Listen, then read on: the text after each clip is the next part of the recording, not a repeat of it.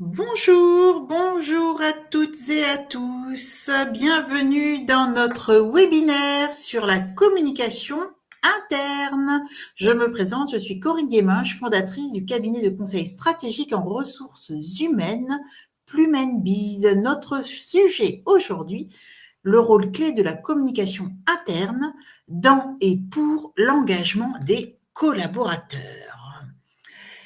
Eh bien, pour démarrer, je vais déjà vous présenter rapidement Plumenbiz. Alors, notre mission, pourquoi on s'intéresse à la communication interne pour engager les collaborateurs, eh bien, notre mission, c'est de permettre à nos clients d'améliorer la productivité et la fidélisation de leurs collaborateurs en créant un univers professionnel plus équitable, épanouissant pour tous, respectueux de chacun et de notre planète. Et bien sûr, tout ça, ça passe par la communication.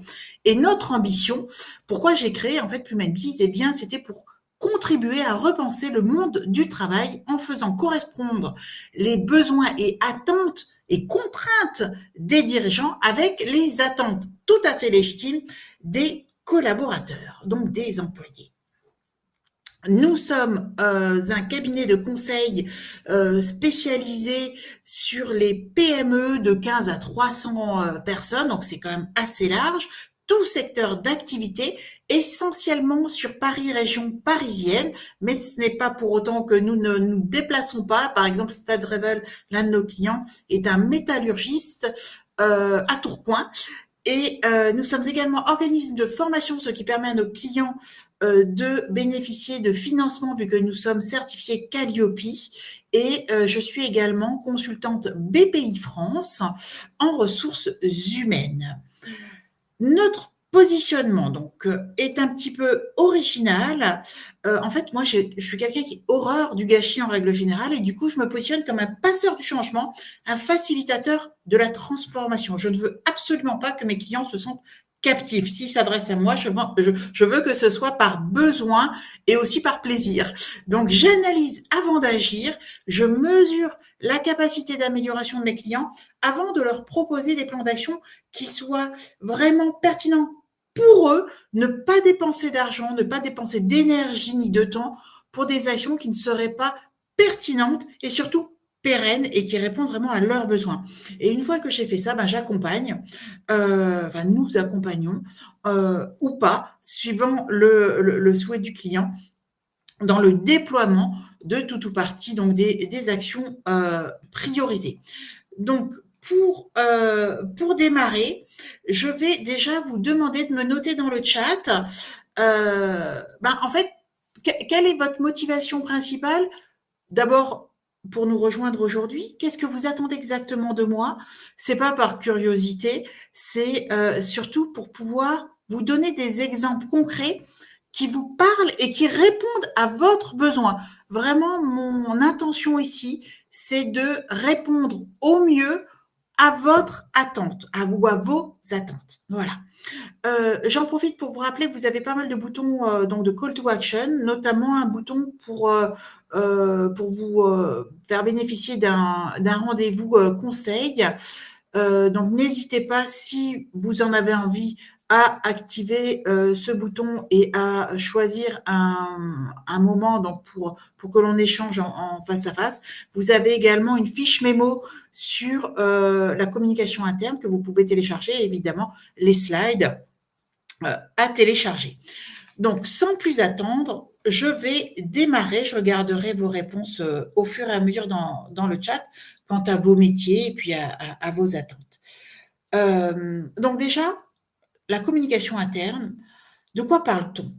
Moi, je m'aperçois que souvent dans les entreprises, tout le monde y met sa notion.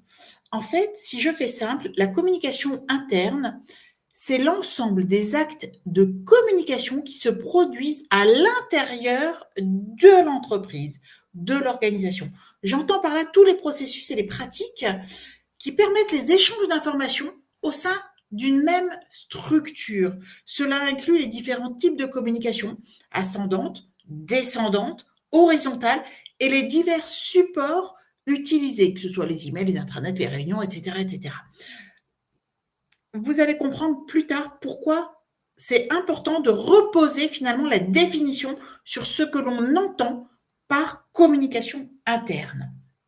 Dans certaines organisations, entreprises privées, institutions publiques, associations, peu importe, la mise en œuvre de la communication interne est du ressort du directeur des ressources humaines ou de la direction des ressources humaines, parce que les enjeux de la politique ou des politiques de communication interne sont considérés comme étant liés davantage à la gestion du personnel qu'à sa simple information. Dans d'autres organisations, la communication interne va plutôt être pilotée par la direction de la communication, car à ce moment-là, elle est considérée comme s'inscrivant dans la politique globale de communication. La cohérence d'ensemble est tenue pour primordiale. En fait, il n'y a pas de bien, pas bien. En fait, il faut s'en occuper. Donc, il faut de toute façon qu'il y ait un leader, que ce soit la RH, que ce soit la communication externe, donc il va arrêter la communication interne. Hein, il n'y a pas de bonne pioche ou de mauvaise pioche. L'idée, c'est vraiment d'informer et d'inciter le personnel à adhérer aux valeurs et à la politique organisationnelle de l'entreprise et que cette communication interne exerce une influence. Elle doit permettre au final de soutenir les collaborateurs, de les rendre plus engagés, de favoriser la rétention du personnel, ainsi que d'attirer de nouveaux talents. Attention, hein, ne confondons pas communication interne et marque employeur. On ne parle pas du tout de la même chose et on n'utilise pas du tout les mêmes médias, les mêmes supports de communication, les mêmes outils en fait, et les mêmes types de messages. Alors, faisons le lien entre communication interne et engagement des collaborateurs. Comment une communication interne efficace peut renforcer cet engagement tant nécessaire finalement à l'organisation? Eh bien déjà, en améliorant la compréhension des employés, des objectifs de l'entreprise, en les faisant se sentir valorisés et écoutés. Et lorsque les employés comprennent clairement les objectifs et la mission de l'entreprise, qu'ils se sentent reconnus, entre parenthèses, écoutés, ils sont de fait plus connectés et plus motivés pour contribuer au projet d'entreprise. Et on ne le dira jamais assez, la reconnaissance et l'écoute active et sincère sont fondamentales. Les employés qui se sentent valorisés et écoutés sont plus engagés et plus loyaux. La conséquence directe sur la conséquence directe se ressent directement sur la productivité et sur la satisfaction au travail. Finalement, c'est assez évident, hein. L'engagement accru va se traduire par une meilleure productivité, par une réduction de l'absentéisme et une satisfaction plus générale de l'ensemble du personnel. Et donc, l'impact d'une communication interne efficace se verra sur l'engagement, sur l'épanouissement et sur la satisfaction au travail, qui va induire évidemment tout ce dont j'ai parlé précédemment. Si je vous l'explique en quelques chiffres qui m'ont paru intéressants et donc à partager avec vous, un sondage de Glassdoor montre que 79% des employés considèrent la communication ouverte comme un élément clé de la satisfaction au travail. L'objectif de la communication interne, c'est de rassurer les collaborateurs et de leur donner envie de s'impliquer pour atteindre un but commun. La communication interne joue un rôle fondamental dans l'harmonisation des objectifs de toute organisation et dans l'engagement des équipes. Sans communication interne, aucun moyen de créer le lien entre les collaborateurs et la direction. Les services sont cloisonnés et chacun fait son travail dans son coin sans s'intéresser finalement aux autres personnes avec lesquelles il travaille. La communication interne est finalement en fait ce ciment, ce miel que j'aurais tendance à évoquer.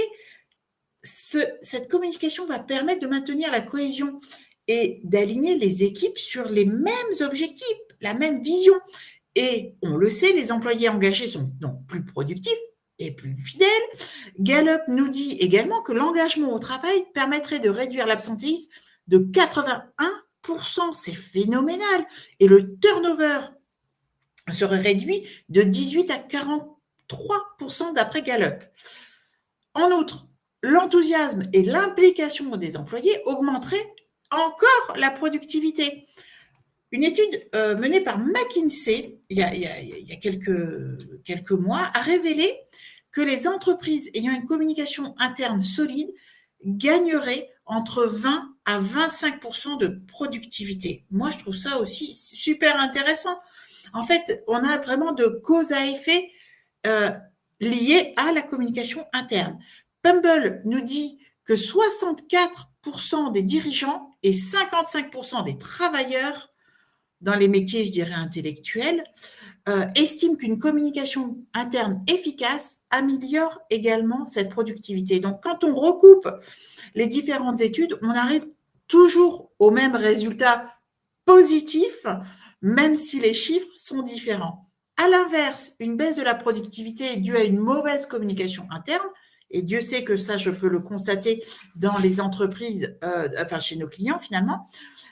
Cette baisse de la productivité serait estimée par Vocoli à 26 000 $, un petit peu plus de 26 000 $ par an par employé. Donc ça, c'est Vocoli qui a fait une étude et qui dit ça. Le taux d'engagement grimperait, lui, de plus de 21% dans les organisations où la communication est fluide. Ça, c'est AI Screen qui nous révèle ce chiffre dans une étude. Et le taux de rétention dans les PME ayant une communication interne solide ferait un bond de 47%.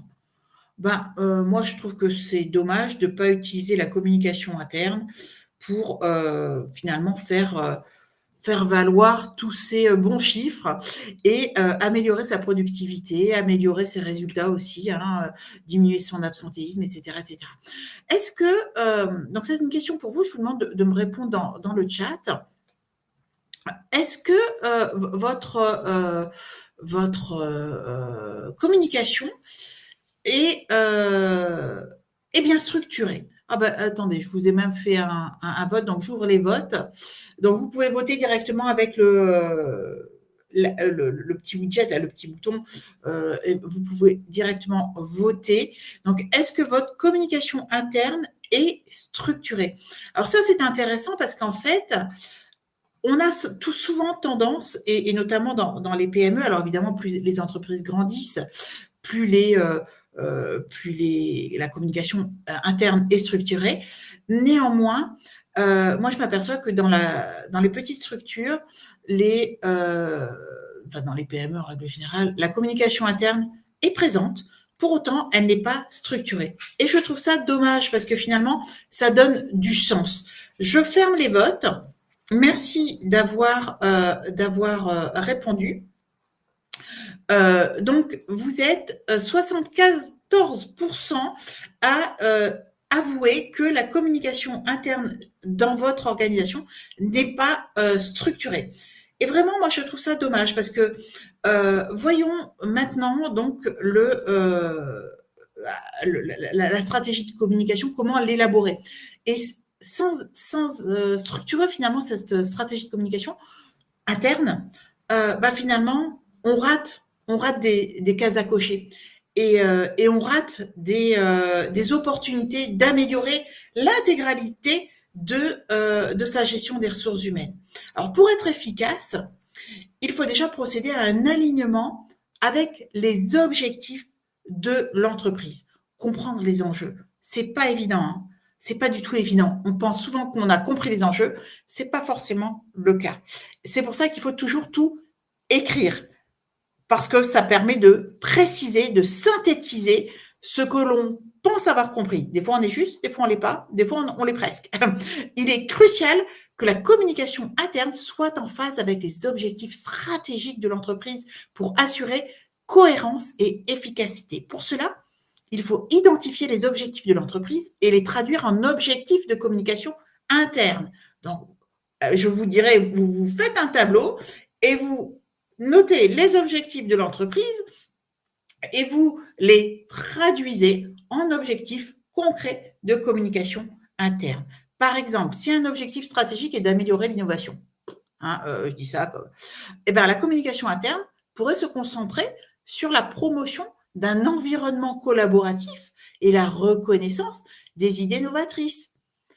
Il faut également comprendre les attentes des collaborateurs, donc bien comprendre votre cible en communication interne. Que va-t-on faire en pratique? Un recueil des attentes. Il existe différentes méthodes pour comprendre les attentes des employés, comme les enquêtes de satisfaction, les focus group, les boîtes à idées, les entretiens individuels, etc., etc. Une fois que vous avez mis ça en place, grâce à l'analyse des résultats, je ne vous dis pas de faire une usine à gaz, on va identifier les domaines clés à améliorer ou à créer via la communication interne. Donc, vous allez encore enrichir votre plan. Les étapes clés à retenir dans l'élaboration d'une stratégie de communication interne, c'est 1. Fixer des objectifs clairs. Identifier vos publics cibles. Élaborer des messages clés, simples pour tous vos publics. Choisissez des canaux de communication appropriés, on va en parler un petit peu plus tard. Et surtout, établissez un calendrier de communication. Nous en parlerons également plus tard. Je vous donnerai un exemple de calendrier simple que vous pouvez mettre en œuvre. Vous l'avez donc compris, il faut en premier lieu définir vos objectifs et préciser votre champ d'action. Et cela passe par plusieurs étapes. 1, il vous faut définir vos indicateurs de performance, donc les KPI. Mais ces KPI doivent être pertinents. Pour chaque entreprise, ils sont différents. Ils vont vous permettre d'évaluer l'efficacité de votre communication interne, qui va évoluer cette communication interne. Comme le taux, par exemple dans les KPI, vous pouvez utiliser le taux de lecture des emails, si vos canaux de communication, ce sont les emails, le taux de participation au sondage, les feedbacks des employés, le taux de participation aux réunions, etc. Les retours, c'est super important. Je vous demanderai tout à l'heure de noter ce webinaire pour pouvoir, moi aussi, l'améliorer et vous proposer d'autres sujets. Donc, c'est toujours très important de se fixer des KPI et de ne pas hésiter à les faire évoluer.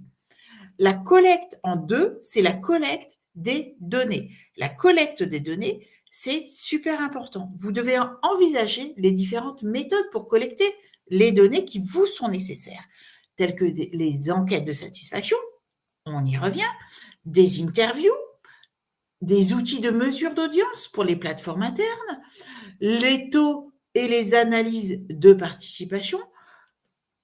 Identifiez en amont vos outils de collecte.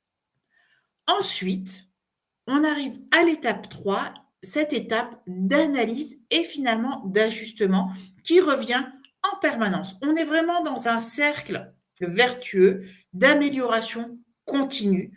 Je définis mes KPI, je les analyse, je collecte les données et je repars et j'ajuste ma stratégie, etc., etc. C'est vraiment un cercle vertueux.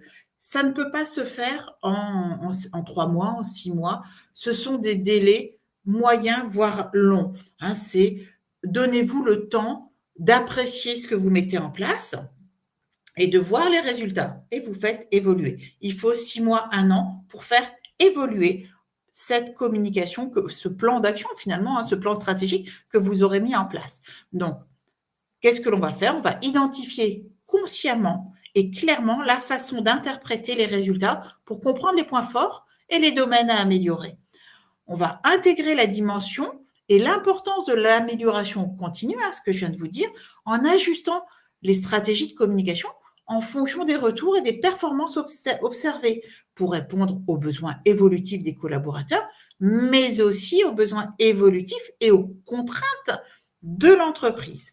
Donc ça, c'est vraiment quelque chose de fondamental. Et je vous le dis et je vous le répète, il n'y a pas de bonne solution, il n'y a pas de bonne stratégie, il n'y a pas de bonnes actions, tout cela vit au même titre que l'entreprise vit.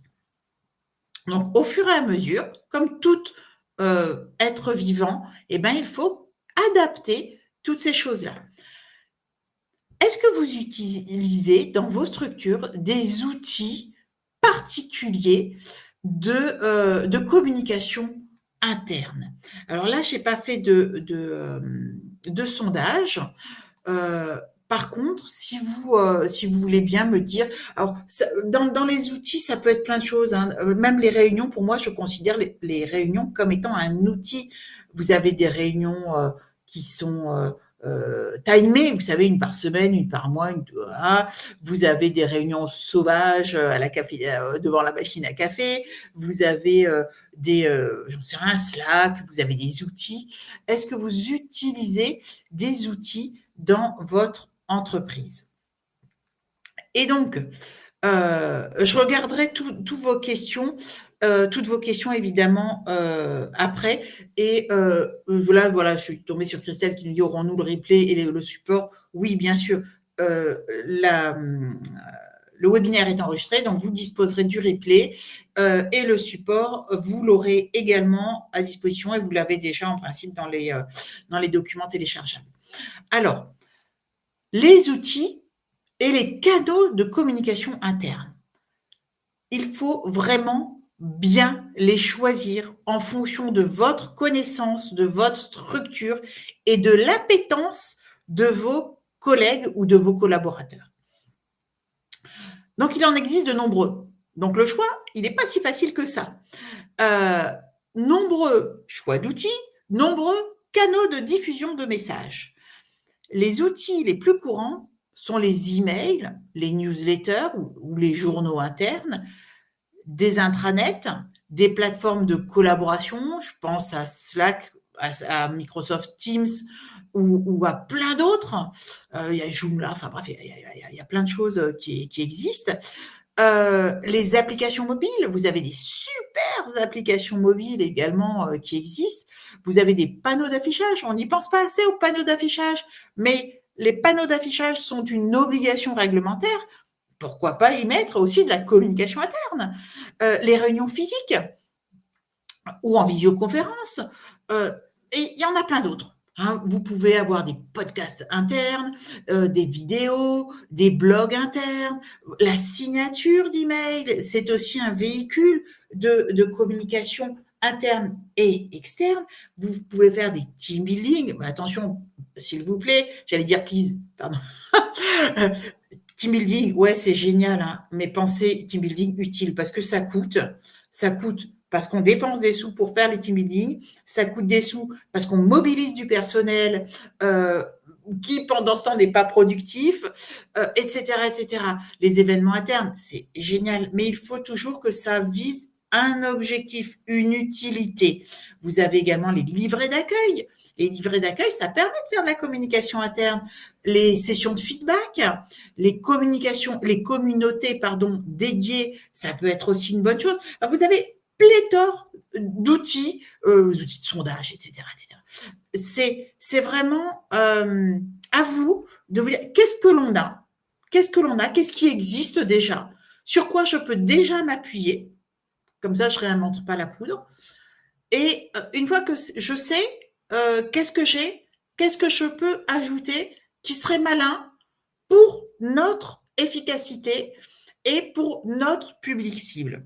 On se fait pas plaisir quand on fait de la communication. Bien sûr, on se fait plaisir quand on fait de la communication interne. Mais au départ, c'est vraiment pour les autres, pour les collègues et pour pouvoir partager un message.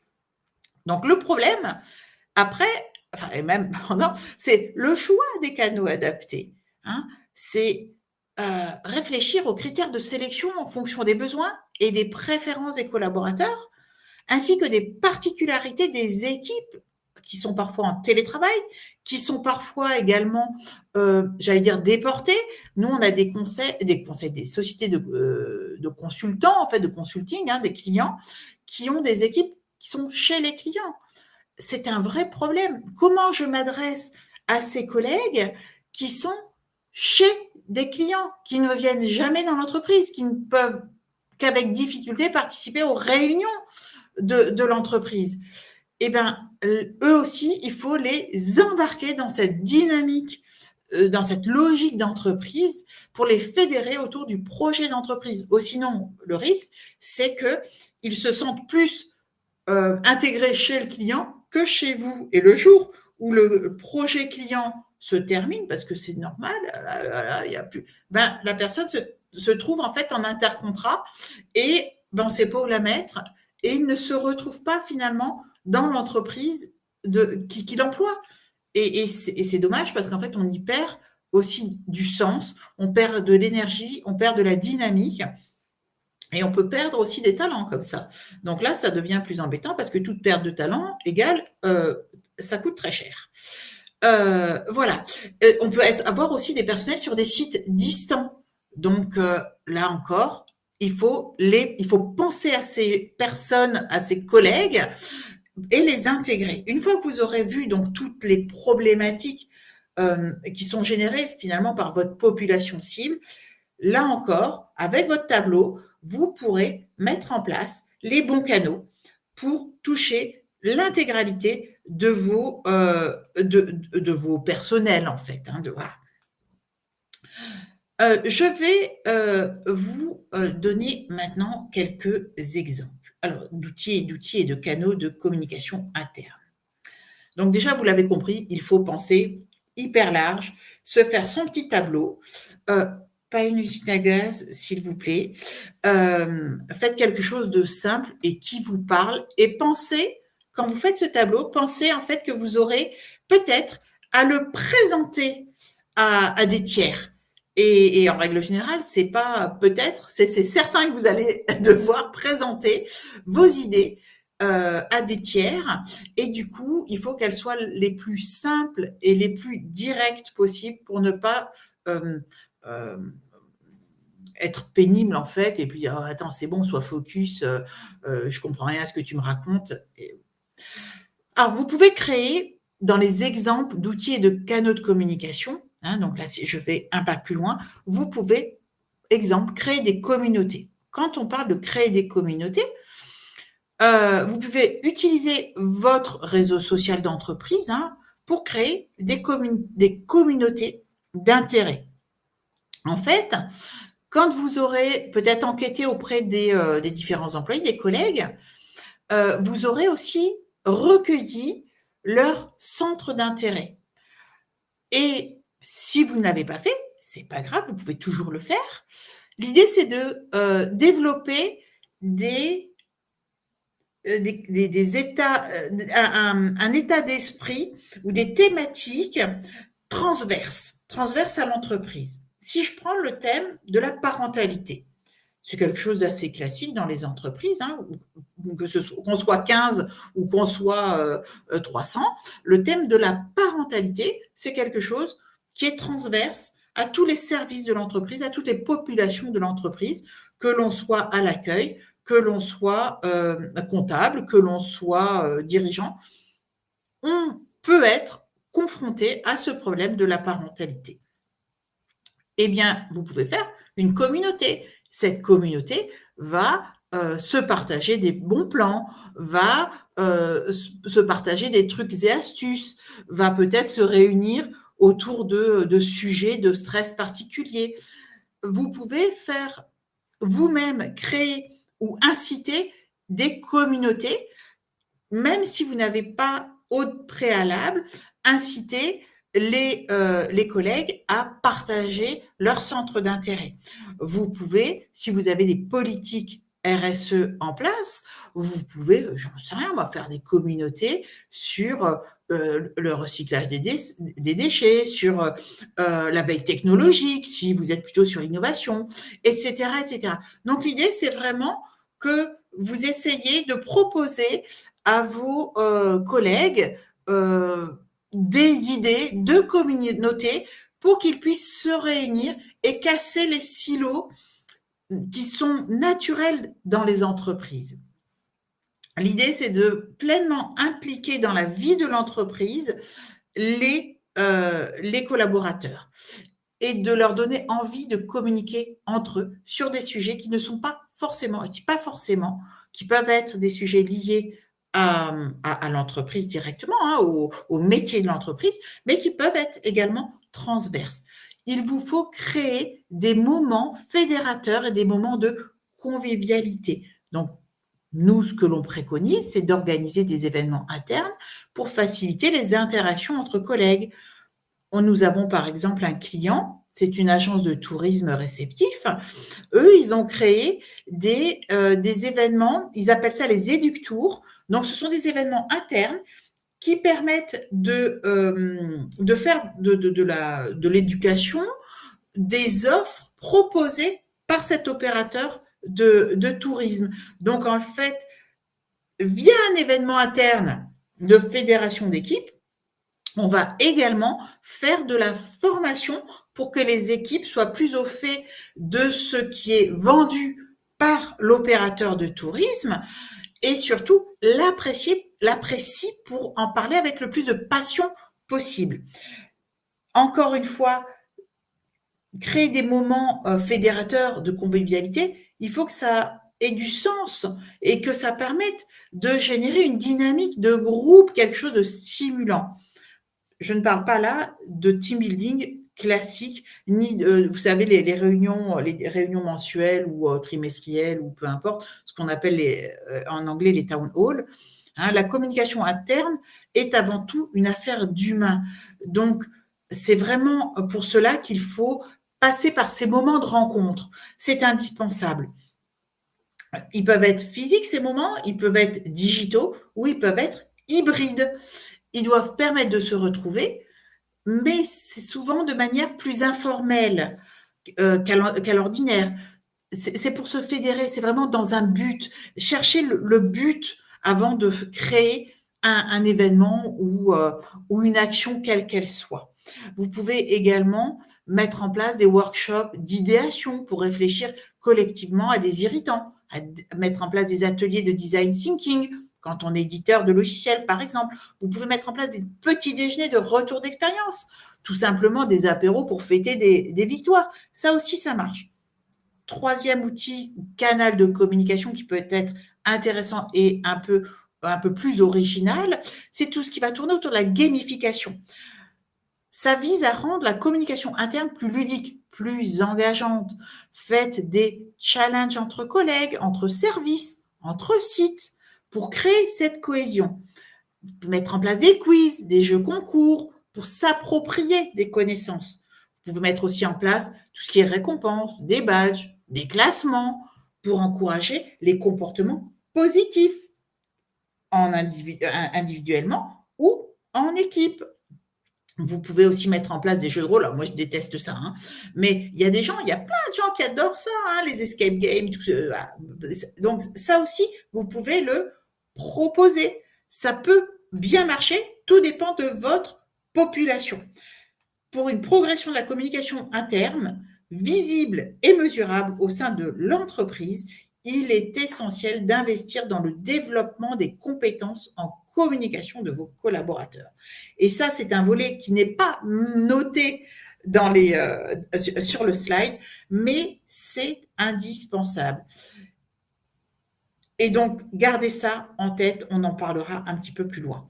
Donc, vous êtes à la recherche d'idées pour améliorer la performance de vos équipes. Pensez aux ateliers sur la communication assertive, l'écoute active, la gestion des conflits, la rédaction professionnelle. Grâce à des workshops interactifs, en fait, vous allez renforcer la confiance de vos employés ou des employés, des collègues, des collaborateurs, dans leur capacité à communiquer clairement et de manière engageante. Et donc, vous allez bénéficier finalement de cette dynamique en communication interne pour former aussi vos collaborateurs à communiquer mieux et donc à lisser cet effet silo qui est quelque chose de tout à fait logique dans les entreprises. Donc, on arrive maintenant à l'élaboration d'un plan de communication interne. Donc là, en fait, ce que vous voyez sur la slide, c'est vraiment quelque chose de classique et de simple. Moi, je veux que mes clients puissent s'engager dans le temps dans la communication interne. Donc, je leur préconise de se faire des choses les plus simples possibles, qui sont maintenables, qui sont faciles à gérer finalement et qui permettent aussi de faire du reporting. Parce que dans toutes les entreprises, on doit savoir où on va, même si c'est le dirigeant qui est en charge de la communication interne, ce qui est dommage parce que j'estime qu'il a autre chose à faire et que c'est mieux d'avoir quelqu'un pour faire ça.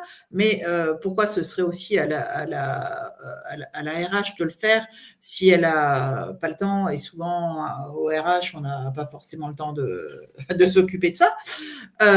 Mais plus votre outil sera simple, plus vous aurez du temps à allouer à autre chose et surtout, plus vous aurez du temps pour suivre vos actions simplement.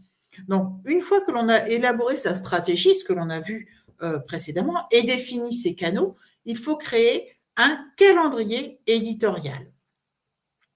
C'est exactement la même chose qu'en communication externe. Hein.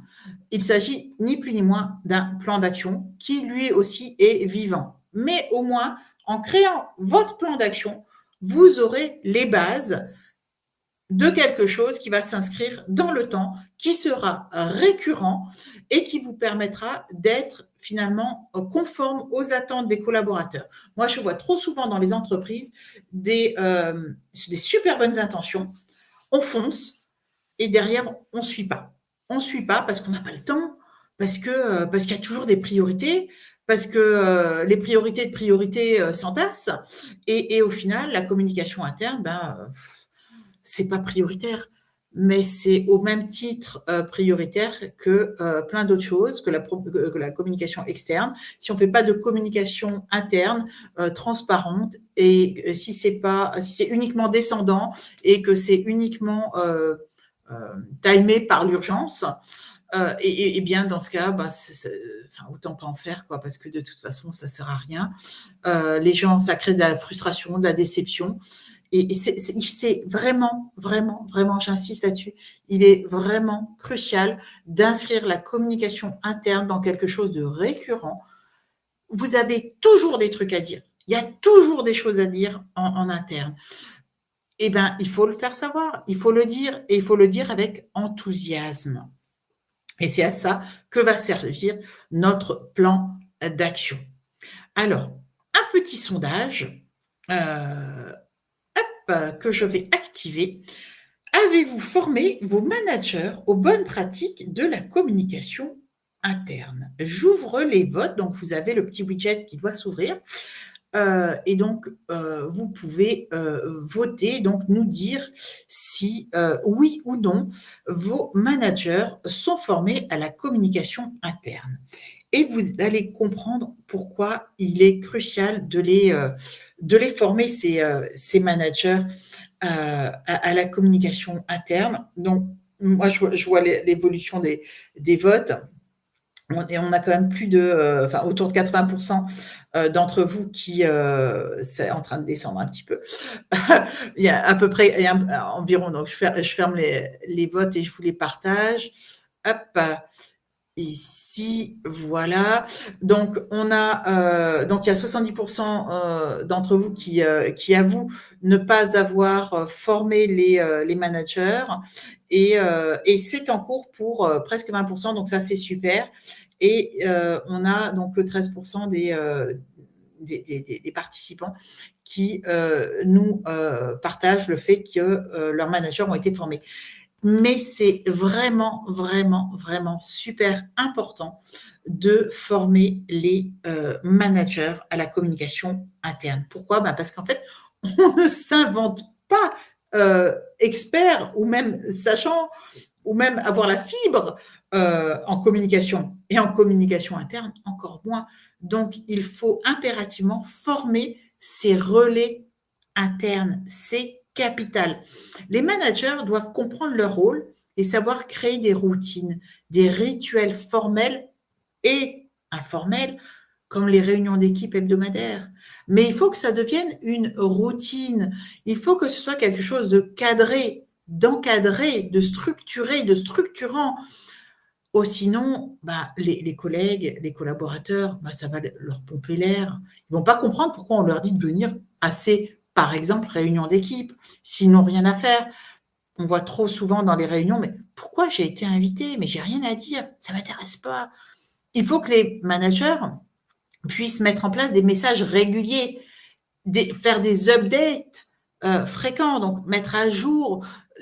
Il faut instaurer de la cohérence, de la régularité. J'y reviens à cette régularité. C'est essentiel pour maintenir l'engagement et la transparence au sein de l'organisation. Les managers sont vraiment le relais, mais sans formation, ils ne peuvent pas aider parce qu'ils ne savent pas. Et au contraire, ils risquent d'être non productifs et d'amener de la frustration et du désengagement. Donc, pour un engagement continu, il faut penser stratégie à long terme. Donc, j'en reviens à ce que je disais au tout début. Donc, on va mettre en place des programmes de reconnaissance, des sessions de feedback continu, des initiatives, etc., etc. Les rôles ou le rôle de leader est crucial dans l'animation et la promotion de la communication interne. Donc, la première chose à faire, c'est de les embarquer dans votre politique, dans votre stratégie de communication interne et de leur faire prendre la mesure, donc de les former à leur rôle. Et ça implique des modèles de communication ouvertes et transparentes. Ça va jouer aussi sur le renforcement de la cohésion d'équipe et le sentiment d'appartenance. Si eux-mêmes se sentent appartenir et impliqués dans la communication interne, ça va être beaucoup plus simple pour eux de le transmettre. Donc, ils vont partager le succès, ils vont s'investir dans le succès, dans la transparence, ils vont aider à relever les défis et finalement, ils vont aussi encourager leurs équipes à être impliqués dans le succès collectif. On va pouvoir initier des programmes et des activités de cohésion en formant les collaborateurs, les managers. On va créer des groupes, peut-être de discussion interservices, parce que les managers auront été formés en extra-service, donc avec les autres directeurs de service, et vont faire descendre les informations dans leur service. Cela va créer des projets collaboratifs, peut-être des ateliers de brainstorming, etc., etc. Donc, il est vraiment extrêmement crucial de former ces relais de communication, donc les managers, quand on en a évidemment, mais de toute façon, si vous êtes une équipe de 15 personnes, même de 12 ou de 10, il faut que cette communication interne existe, soit forte et soit faite de manière organisée. Et que les gens soient formés aussi donc à la communication interne. J'en arrive aux exemples et je vais essayer de vous donner quelques exemples, en tout cas qui, moi, me paraissent inspirants. Vous me direz si j'ai eu bon ou si j'ai pas eu bon. J'ai choisi aujourd'hui, alors pas forcément, si cela et d'autres, mais en fait aujourd'hui j'ai envie de vous parler de Seedly. C'est une agence, une PME. Eux en fait ils ont créé des canaux entre guillemets fun pour partager des passions personnelles et des astuces parentales.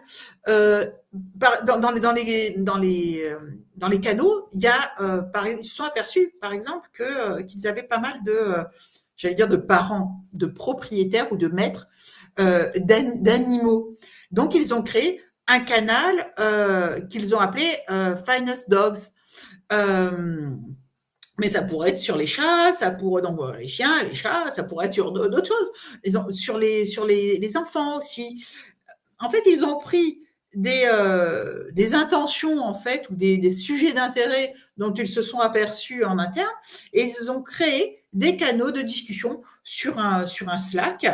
Et là, en fait, il y a des photos qui s'échangent, il y a tout un tas des astuces, les promenades, et du coup, ça crée de l'engouement entre les services, entre les gens, et finalement, c'est extrêmement encourageant dans la transparence, dans l'envie, dans la convivialité, dans l'envie de travailler ensemble.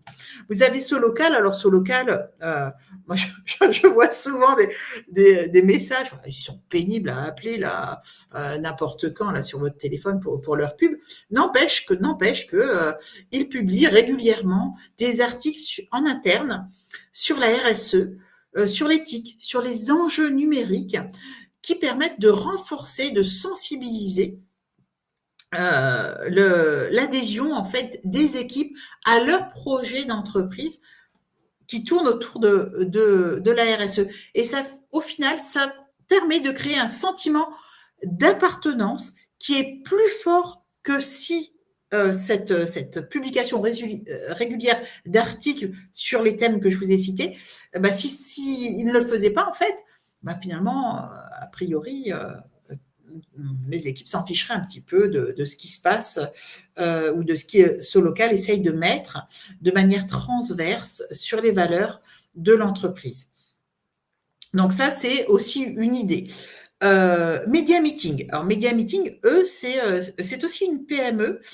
Et eux, ils ont mis en place quelque chose qui moi, me plaît. Ce sont en fait des podcasts internes des salariés. Alors, c'est simple, hein, vous pouvez le faire, il y a plein d'outils gratuits qui vous permettent de faire ça. Donc, des petits podcasts sur les salariés, donc des interviews qui vont favoriser également l'écoute active et la participation. Le résultat, en fait, c'est une meilleure circulation de l'information, la reconnaissance des métiers et l'engagement accru. Alors, dans tout un tas d'autres exemples qui me plaisent et que j'avais envie de vous partager, ce sont les cafés hybrides du lundi matin qu'un client à nous dans l'agroalimentaire a instauré.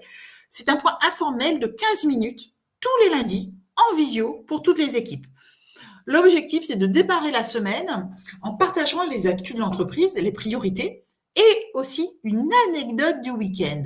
Et tout le monde se retrouve à un moment donné, 52 semaines, donc, dans cette PME, tout le monde se retrouve à un moment donné à devoir dire une anecdote du week-end. Et ça, moi, je trouve ça assez sympa aussi parce que ça oblige les gens à se dévoiler et à participer. Il y a dans une boîte de BTP, une TPE dans le BTP, un client, eux, ils ont mis en place une newsletter mensuelle qui s'appelle Parole de collègues. Et ils mettent à l'honneur chaque mois un salarié à travers une mini-interview dans la newsletter interne. Donc, je pourrais vous donner plein d'exemples, hein, mais et je vous les donnerai avec plaisir, mais le temps tourne. Donc, je voudrais aussi répondre à vos questions. Vraiment, n'hésitez pas à prendre rendez-vous avec moi si vous voulez que je vous partage toutes ces idées. Je le fais vraiment avec grand plaisir. C'est pas un rendez-vous commercial du tout. C'est vraiment, je suis là, je vous consacre du temps, je vous écoute et je réponds à vos questions. Donc, n'hésitez pas à à cliquer là sur le lien, sur le bouton pour prendre rendez-vous si vous le souhaitez. J'avance. Je reviendrai sur les cas clients si je vois dans le chat qu'il n'y a pas de questions particulières, mais je crois en avoir vu. Donc notre webinaire pour aujourd'hui se termine. J'espère vraiment avoir répondu à vos attentes. Je vais regarder maintenant si j'ai bon ou pas bon.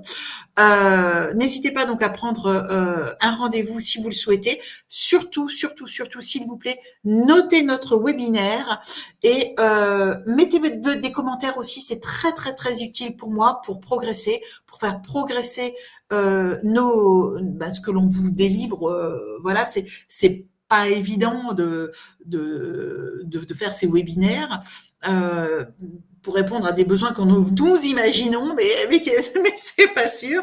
N'oubliez pas également que vous avez en téléchargement la fiche mémo sur la communication interne. Vous avez également accès aux slides, hein, donc que vous pouvez télécharger. Nos prochains webinaires, donc fin août, le 28 août, sur la productivité et la fidélisation des collaborateurs, les clés du succès. Nous parlerons de team building le 11 septembre avec une partenaire Harmonie Magique, donc Hélène Brossier-Martiquet. Donc team building, oui, mais utile. Et nous aurons un autre webinaire fin septembre, le 30, sur la santé au travail, bien dans son corps, performant dans son job. Donc je vais mettre dans le chat ici, tac, voilà, c'est fait. Notre lien, un lien vers mon profil LinkedIn, si vous voulez que l'on se connecte, ce sera avec grand plaisir. Et le lien vers le profil LinkedIn de Plume & Biz, où vous y verrez également pléthore d'activités. Excusez-moi, d'activités, mais surtout d'actualités. Donc, si je remonte tout en haut de notre chat, pour moi de trouver des actions originales qui augmentent l'engagement. Alors Florine, j'espère vous avoir donné des idées. Si c'est pas pertinent, si vous avez des collaborateurs particuliers, une cible particulière de collègues, n'hésitez pas à prendre rendez-vous. Je me creuserai la tête avec vous. J'adore les challenges, moi. Et c'est vrai que même chez Plume & Biz, je mets pas mal de challenges en place. Challenge RSE, challenge sportif, challenge pour faire des dons à des associations. Enfin, il y a plein de choses, il y a plein d'idées. Ça manque pas les idées. Fédérer 130 répartis. Oh là là, Marion, ça c'est un vrai sujet. 130 personnes réparties sur 17 sites. Je veux bien prendre un petit peu de temps avec vous pour réfléchir à ça. C'est un cas particulier aussi. Et là, j'espère vous avoir donné quelques pistes. Reste à savoir si vous êtes plutôt dans l'industrie, plutôt dans la prestation intellectuelle. C'est pas pareil en fait. Les solutions, les actions ne sont pas les mêmes, et ça dépend aussi de votre vision métier, de votre raison d'être métier, de votre entreprise, en fait, de l'ambition de votre entreprise. J'espère déjà vous avoir donné pas mal de pistes. Communication et réussite de la performance, les clés. Katia, j'espère aussi vous avoir donné pas mal de pistes sur le lien entre la communication et finalement la performance. En fait, c'est vraiment lié. Hein. Plus vous arriverez à engager vos collaborateurs d'une manière ou d'une autre, plus les gens seront investis. Mais c'est valable pour nous-mêmes. Plus on est investi, passionné, plus on va mettre nos tripes dans notre quotidien professionnel. Donc, plus on va être engagé dans notre quotidien professionnel, plus on va performer, plus la réussite de l'entreprise sera au rendez-vous, le succès collectif sera au rendez-vous. Là, j'ai pas du tout parlé de tout ce qui est tout ce qui tourne autour du partage de la valeur, par exemple, ou des avantages sociaux, etc., etc. Mais dans l'engagement des collaborateurs, ça en fait partie. Et ces engagements, excusez-moi, c'est tout ce qui tourne autour du partage de la valeur et des moyens que l'on va mettre dans le partage de la valeur doivent être transposés et partagés en communication interne. Donc, la communication interne, c'est le pilier de tout ce que vous allez faire pour engager vos collaborateurs. Et en fait, c'est complètement lié. C'est vraiment tout ça, on se tourne autour. Et c'est pour ça que c'est notre sujet Plume & Biz, en fait. C'est parce que en fait, c'est un cercle et on tourne et on tourne et on tourne et on va aller creuser les actions qui sont pertinentes pour votre entreprise et pour les valoriser en communication interne pour engager les collaborateurs. Alors, comme dans les collaborateurs, il y a un public varié, des temps de manière, ouais, d'accord. C'est essentiel, tout à fait Nathalie. Management qualité, la communication interne est essentielle pour embarquer l'ensemble des collaborateurs dans cette nécessaire qualité. Vous prêchez une super convaincue. Bravo Fanny, j'adore. Je propose en moi des activités autour des chants chorales pour notamment développer la chorale d'entreprise. Oh, formidable, formidable. Le chant, c'est quelque chose, même si on chante comme une casserole, on imagine chanter comme une casserole, c'est quelque chose d'extraordinaire pour engager les personnes, parce qu'en fait, alors déjà, on ne peut pas obliger les personnes à chanter, hein, donc déjà c'est participatif, mais une fois que les gens sont rentrés dans le système de la chorale, il y a une espèce de barrière qui tombe et finalement on ne se sent plus plouc, on ne se sent plus isolé, on a envie de s'investir dans une communauté. La chorale, moi, c'est quelque chose que j'ai exploité dans des entreprises. Moi, je me suis toujours trouvée une piètre chanteuse, mais en fait, je m'éclate tellement qu'en fait, je m'en fiche, même si je chante pas trop bien, c'est pas très grave. Et j'ai tellement envie de faire des choses avec les gens. Et c'est ça, en fait, qu'on arrive à créer avec la chorale. C'est top. C'est top. La participation à des événements. D'accord. Donc là, vous avez des moyens aussi, Carly, pour mieux engager. Il faudrait étudier ce que vous avez pour l'existant, pour en fait le transformer et accélérer ce taux d'engagement.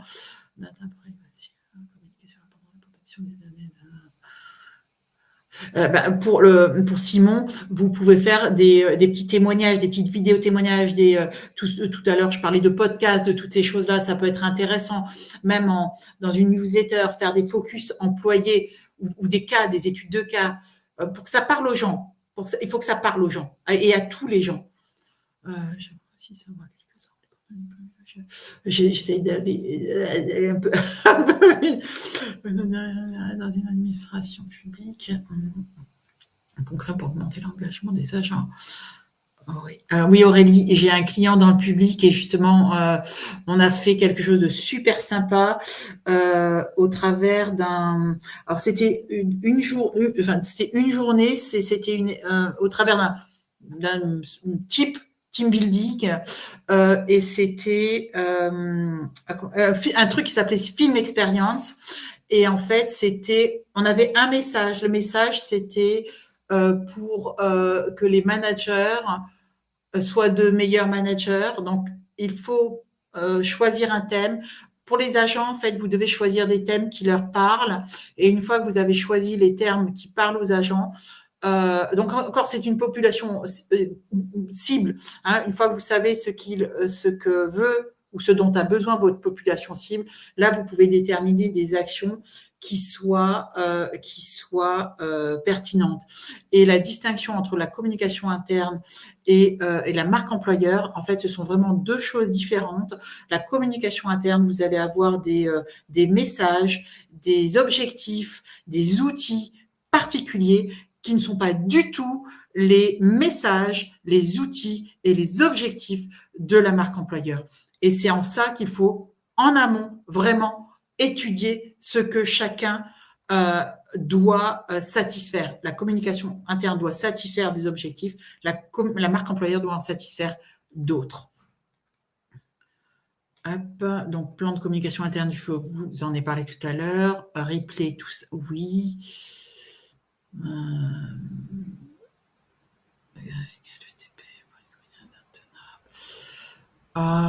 Il n'y a pas de nombre de personnes, Simon, pour faire une communication interne tenable. Il faut de la bonne volonté, en fait. Hein. Il faut de la bonne volonté. Il faut que la personne se sente investie d'un vrai rôle, d'une vraie mission, et surtout qu'elle soit reconnue pour ce qu'elle fait. Si on n'est pas reconnu, nous humains, si on n'est pas reconnu pour les efforts que l'on peut faire, en fait, on n'a pas envie de les faire, donc du coup, on ne les fait pas. Restaurant d'entreprise et la machine à café, oui, c'est aussi de la communication interne, en effet. Je parle du restaurant d'entreprise ou la machine à café. Le document n'est pas téléchargeable, Christelle? Normalement, il y a un widget. J'ai mis en place un widget pour le télécharger. De toute façon, tant pis. Sinon, on vous l'enverra. Comment faciliter l'inventaire?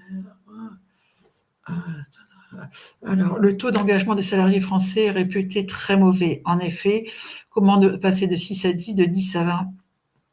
Eh ben, en communiquant mieux et en étant plus transparent et en tenant ses promesses. Ça, c'est indispensable, tenir ses promesses. Ne pas faire de promesses si on n'est pas capable de les tenir. Et ça, on le voit trop souvent, des entrepreneurs, des dirigeants qui font des promesses et qui ne les tiennent pas. Les managers ont un réel problème de gestion du temps pour ouais, ça c'est vrai. Le sport de...